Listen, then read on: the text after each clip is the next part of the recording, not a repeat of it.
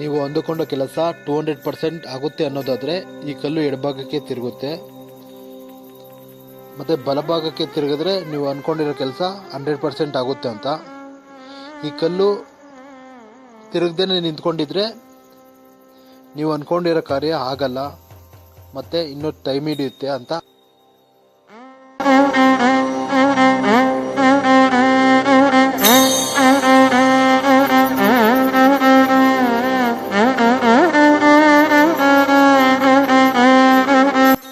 ಇಲ್ಲಿಗೆ ಪ್ರತಿದಿನ ನೂರಾರು ಭಕ್ತರು ಬಂದು ಅವರ ಕಷ್ಟಗಳಿಗೆ ಶಾಶ್ವತ ಪರಿಹಾರವನ್ನು ಪಡೆದುಕೊಂಡಿರುತ್ತಾರೆ.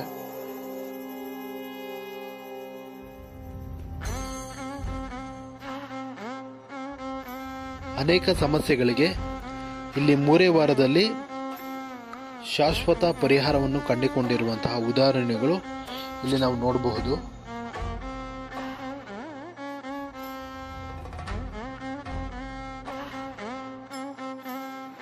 ಕೋರ್ಟ್ ಕೇಸ್, ಭೂಮಿ ವಿಚಾರ, ಕುಡಿತ, ಮಕ್ಕಳಾಗದೇ ಇರುವುದು ಮತ್ತು ಮದುವೆ ಸಮಸ್ಯೆ, ಇತರ ಹಲವು ಸಮಸ್ಯೆಗಳಿಗೆ ಇಲ್ಲಿ ನಾವು ಒಂದು ಪರಿಹಾರ ಕಂಡುಕೊಳ್ಳಬಹುದು.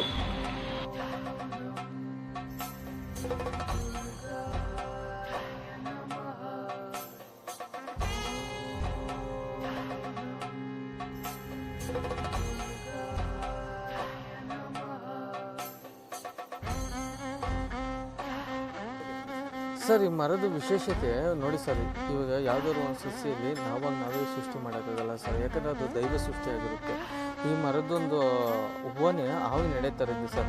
ವಿಶೇಷವಾಗಿ ಒಂದು ನಾಗದೋಷಕ್ಕೆ ಸಂಬಂಧಪಟ್ಟಂಗೆ ಸರ್, ಯಾಕಂದರೆ ಕೆಲವ್ರಿಗೆ ಮದುವೆಗಳಾಗ್ತಾರಲ್ಲ, ಕೆಲವ್ರಿಗೆ ಮಕ್ಕಳಾಗ್ತಾರಲ್ಲ, ಕೆಲವರು ನಾಗದೋಷ ಆದಾಗ ಎಲ್ಲನೂ ಕೆಲಸ ಕಾರ್ಯಗಳು ಏನೂ ಸಿಗ್ತಾರಲ್ಲ. ಬಟ್ ಇಲ್ಲಿ ಬಂದು 48 ರೌಂಡ್ ಪ್ರದಕ್ಷಿಣೆ ಮಾಡಿ ನೀರು ಹಾಕ್ಸ್ಕೊಂಡು ಒಂದು ಮರಕ್ಕೊಂದು ಮುಡುಕು ಕಟ್ಟಿ ಅಲ್ಲೊಂದು ಸ್ವಲ್ಪ ಅಮ್ಮನಿಗೆ ಒಂದು ಮೊಸರೊಂದು ಎಡೆ ಹಾಕಿದ್ರೆ ಸಾಕು ಸರ್, ಅವ್ರ ನಾಗದೋಷ ಅನ್ನೋದು ಕಳೆದೋಗುತ್ತೆ.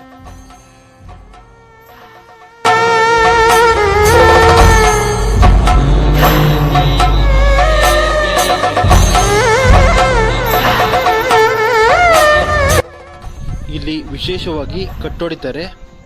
ಇಲ್ಲಿ ಕಟ್ಟೋಡಿಸೋದ್ರಿಂದ ಯಾವುದೇ ರೀತಿಯಾದಂತಹ ದೃಷ್ಟಿದೋಷ ಆಗಲಿ ಮತ್ತು ಮಾಟ ಮಂತ್ರ ಆಗಲಿ ನಮ್ಮ ಹತ್ರ ಸುಳಿಯಲ್ಲ, ಶಾಶ್ವತವಾಗಿ ಅದು ನಮ್ಮ ಹತ್ರ ಬರಲ್ಲ ಅಂತ ಇಲ್ಲಿ ಹೇಳ್ತಾರೆ.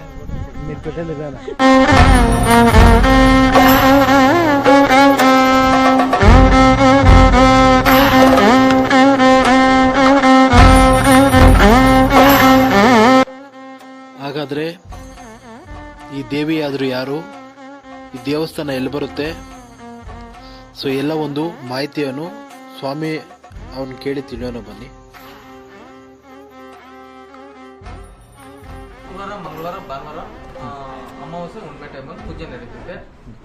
ವಿಶೇಷವಾಗಿ ಅಮಾವಾಸ್ಯೆ ಹುಣ್ಣಿಮೆ ಟೈಮಲ್ಲಿ ಹೋಮ ಎಲ್ಲ ಇರುತ್ತೆ.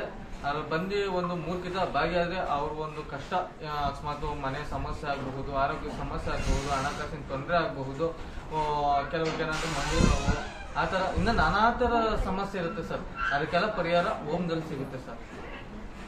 ಡಿಸ್ಟಿಕ್ಕು ದೊಡ್ಡಬಳ್ಳಾಪುರ ತಾಲೂಕು, ತೂಪ್ಗೆರೆ ಹೋಬಳಿ, ಗಂಟಿಗನಹಳ್ಳಿ ಗ್ರಾಮ ಸರ್. ಇದು ಬಂದು ಅಕಸ್ಮಾತ್ ಏನೋ ಗೊತ್ತಾಗ್ಲಿಲ್ಲ ಅಂದರೆ ಸ್ಕ್ರೀನ್ ಮೇಲೆ ಇರೋ ನಂಬರ್ಗೆ ಒಂದು ಅಂತ ಮೆಸೇಜ್ ಮಾಡಿದ್ರೆ ಲೊಕೇಶನ್ ಹಾಕೊಂಡು ಕೊಡ್ತೀವಿ ಸರ್. ಒಬ್ರಿಗೆ ಇವಾಗ ಎಲ್ಲೋ ಹೋಗ್ತಾರೆ, ನಾಗದೋಷ ಐತೆ ಅಂತ ಹೇಳ್ತಾರೆ, ಅಲ್ಲೆಲ್ಲೋ ಹೋಮ ಮಾಡಿಸ್ಬೇಕು, ಇಲ್ಲೆಲ್ಲ ಹೋಮ ಮಾಡಿಸ್ಬೇಕು, ಅವೆಲ್ಲ ಇಲ್ಲೇನಿಲ್ಲ ಸರ್. ಜಸ್ಟ್ ಬಂದು ಒಂದು ಮಡಿಕೆಯಲ್ಲಿ ನೀರು ಹಾಕ್ಸ್ಕೊಂಡು ಅವ್ರು 9 ವಾರ ಮಾಡೋಷ್ಟಕ್ಕೆ ಆ ನಾಗದೋಷ ಅನ್ನೋ ಸಂಪೂರ್ಣ ಹೋಗಿರುತ್ತೆ.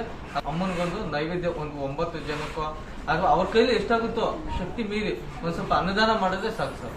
ಲಾಸ್ಟಲ್ಲಿ ಇಷ್ಟೇ.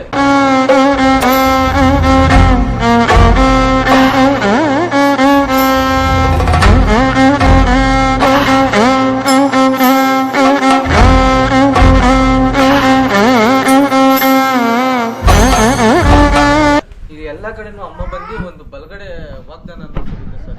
ಬಟ್ ಇಲ್ಲಿ ಯಾವ ತರ ಅಂದ್ರೆ ಒಂದು ಎಡಗಡೆ ವಾಗ್ದಾನ ಇರುತ್ತೆ ಸರ್. ಅಂದ್ರೆ ಎಡಗಡೆ ಏನಾದ್ರು ಅಮ್ಮ ಕೊಟ್ಟವಳೆ ಅಂದ್ರೆ 100% ಕೆಲಸ ಆಗುತ್ತೆ ಸರ್. ಏನನ್ನು ಎಲ್ಲೂ ಪ್ರಶ್ನೆ ಕೇಳೋಂಥ ಅವಶ್ಯಕತೆನೇ ಇರೋದಿಲ್ಲ. ಅಕಸ್ಮಾತ್ ಬಲಗಡೆ ಕೊಟ್ಟರು ಅಂದ್ರೆ ಸ್ವಲ್ಪ ಲೇಟ್ ಆಗುತ್ತೆ ಕೆಲಸ. ಅಕಸ್ಮಾತ್ ತಿರುಗಲಿಲ್ಲ ಅಂದ್ರೆ ಕೆಲಸನೇ ಆಗಲ್ಲ. ಆ ಕೆಲಸ ಕೈ ಇಕ್ಕದೆ ಉತ್ತಮ ಅಲ್ಲ. ಅಕಸ್ಮಾತ್ ಇದು ಕಲ್ ಮೇಲೆ ಕಲಿತಾದ್ಮೇಲೆ 9:48 ರೌಂಡ್ ಪ್ರದಕ್ಷಿಣೆ ಮಾಡಿ ಒಂದು ಮುಡ್ಬಂದು ಅದು ಹಿಡಿದು ಆ ಮರ ಕಟ್ಟಬೇಕಾಗುತ್ತೆ ಸರ್. ಆ ಮರದಲ್ಲಿ ವಿಶೇಷವಾಗಿ ಏನಂದ್ರೆ ಒಂದು ಹಾವಿನ ಎಡೆ ತರ ಇದೆ ಸರ್. ಒಬ್ಬನೇ ಒಂದು ಅಗ್ನಿಮೂಲೆಯಲ್ಲಿ ಇರೋದ್ರಿಂದ ನಮ್ದು ಏನೇ ಒಂದು ಸಮಸ್ಯೆ ಆಗಿದ್ರು ಸರ್, ಆ ಒಂದು ಅಗ್ನಿಮೂಲೆಯಲ್ಲಿ ಯಾವ ತರ ಮರ ಇದೆಯೋ, ಅಗ್ನಿ ಯಾವ ತರ ಒಂದು ಬುದ್ಧಿ ಸುಟ್ಟಾಕುತ್ತೋ ಅದೇ ತರನೇ ನಮ್ ಕಷ್ಟಗಳೆಲ್ಲನೂ ಅದು ಸುಡುತ್ತೆ ಸರ್. ಯಾಕಂದ್ರೆ ಅಮ್ಮನ ವಿಶೇಷತೆ ಸ್ಥಾನನೇ ಆ ಒಂದು ಮರ.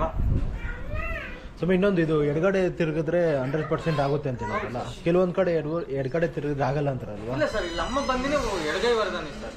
ಅಮ್ಮನೇ ಎಡಗೈ ವರದಾನಿ ಆಗಿರೋದ್ರಿಂದ 100% ಎಡಗಡೆನೆ ಕೊಡ್ಬೇಕಿಲ್ಲಿ. ಎಡಗಡೆ ಕೊಟ್ರೆ 200% ಕೆಲಸ ಆಗುತ್ತೆ. ಬಲಗಡೆ ಕೊಟ್ರೆ ಸ್ವಲ್ಪ ಲೇಟ್ ಆಗುತ್ತೆ ಸ್ವಲ್ಪ ಲೇಟ್ ಆಗುತ್ತೆ. ಅಕಸ್ಮಾತ್ ತಿರ್ಗ್ಲಿಲ್ಲ ಕಲ್ಲು ಕೆಲಸ ಆಗಲ್ಲ. ಆ ಕೆಲಸ ಕೈ ಕಡೆ ಬೇಡ ಅಂತ ಅಮ್ಮ ಸೂಚನೆ ಕೊಡ್ತಾರೆ.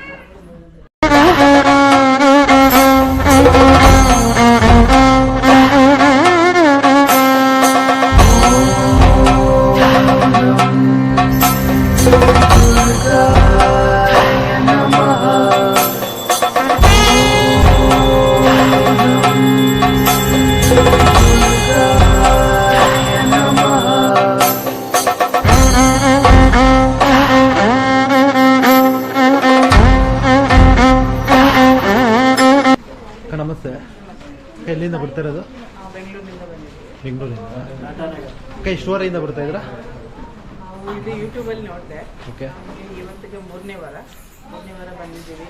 ಅನುಕೂಲ ಆಗ್ತಾ ಬರ್ತಾ ಇದೆ. ಇದರಿಂದ 9 ವಾರ ಬರಬೇಕು. 9 ವಾರ ಬಂದ್ರೇ ನಮಗೂ ಒಳ್ಳೇದಾಗುತ್ತೆ. ಅಂದರೆ ಮುಂಚೆಗೂ ಇವಾಗ ಪರವಾಗಿಲ್ವಾ? ರಿಸಲ್ಟು ಚೆನ್ನಾಗಿದೆ. ಮತ್ತೆ 9 ವಾರ ಬರಲೇಬೇಕಾಗ್ತದೆ. 9 ವಾರ ಬರಬೇಕು. 9 ವಾರದಲ್ಲಿ ನಮಗೆ ರಿಸಲ್ಟ್ ಏನಂತ ಗೊತ್ತಾಗುತ್ತೆ.